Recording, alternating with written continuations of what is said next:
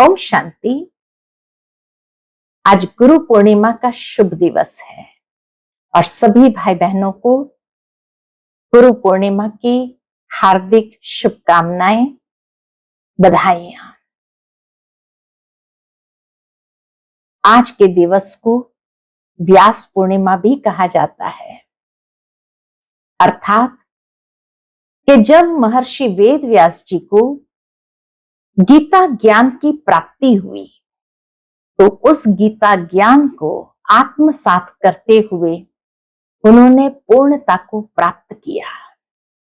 भावार्थ यही कि परमात्मा परम पिता है, परम शिक्षक है, परम सतगुरु भी है और उस परम सतगुरु की सर्वश्रेष्ठ शिरोमणि श्रीमत को जब कोई भी इंसान आत्मसात करता है तो पूर्णता को प्राप्त करता है। यही वेद व्यास जी ने अपने जीवन के माध्यम से सर्व को प्रेरणा दी। इसी दिन के लिए कहा जाता है कि परमपिता परमात्मा ने सप्त ऋषियों को ज्ञान देते हुए उन्होंने जब उस ज्ञान को आत्मसात किया तो आसमान में सर्वश्रेष्ठ स्थान प्राप्त कर लिया सप्त ऋषि के रूप में। इसी दिन का महत्व है कि महावीर स्वामी को केवल्य ज्ञान प्राप्त हुआ था और महात्मा बुद्ध को भी जो ज्ञान की प्राप्ति हुई तो गुरु पूर्णिमा के दिन उन्होंने सारनाथ में अपने शिष्यों के प्रति पहला ज्ञान का सबक दिया, संदेश दिया। तो इसलिए जैसे गुरु के प्रति का कृतज्ञता का भाव अर्पित करने का दिवस है, दुनिया के अंदर लोग मदर्स डे मनाते हैं, फादर्स डे मनाते हैं, फ्रेंड्स डे मनाते हैं कि उनके प्रति जो कृतज्ञता का भाव है वो अर्पित करना,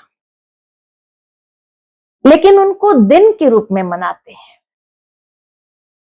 गुरु के प्रति जो कृतज्ञता है उसको गुरु डे नहीं कहा जाता है, लेकिन गुरु पूर्णिमा के रूप में मनाया जाता है कि एक सतगुरु ही है जो हमें पूर्णता की ओर ले जाता है, हमारे जीवन को संपूर्ण बना सकता है।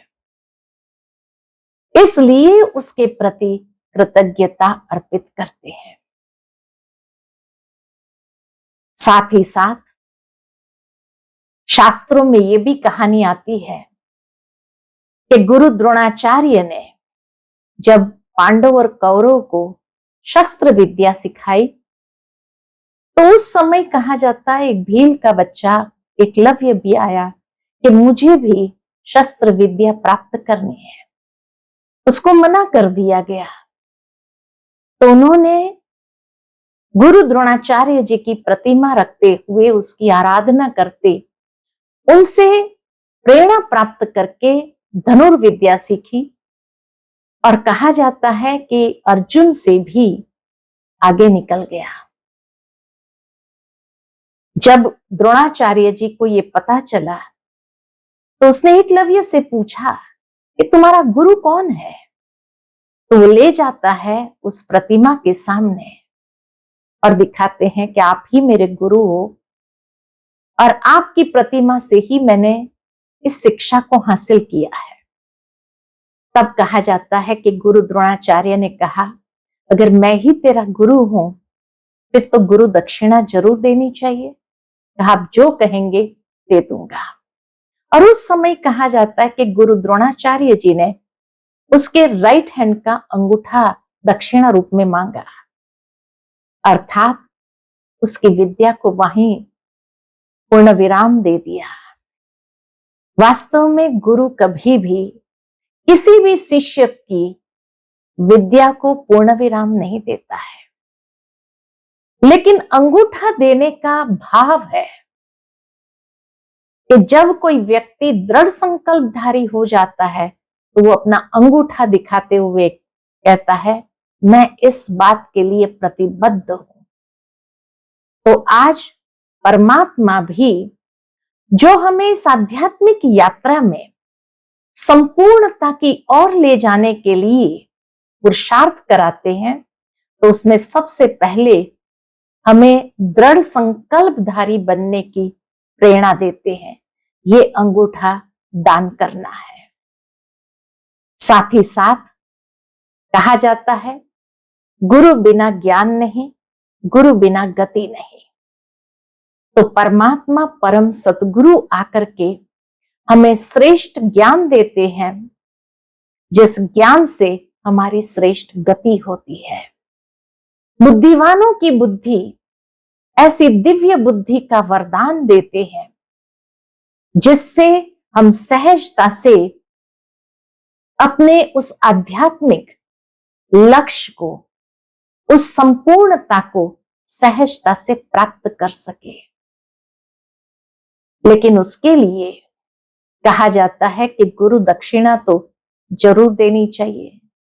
जिस तरह दुनिया के अंदर लोग मदर्स डे, फादर्स डे पर एक दूसरे को गिफ्ट देते हैं, लेकिन गुरु को हम गिफ्ट नहीं दे सकते हैं।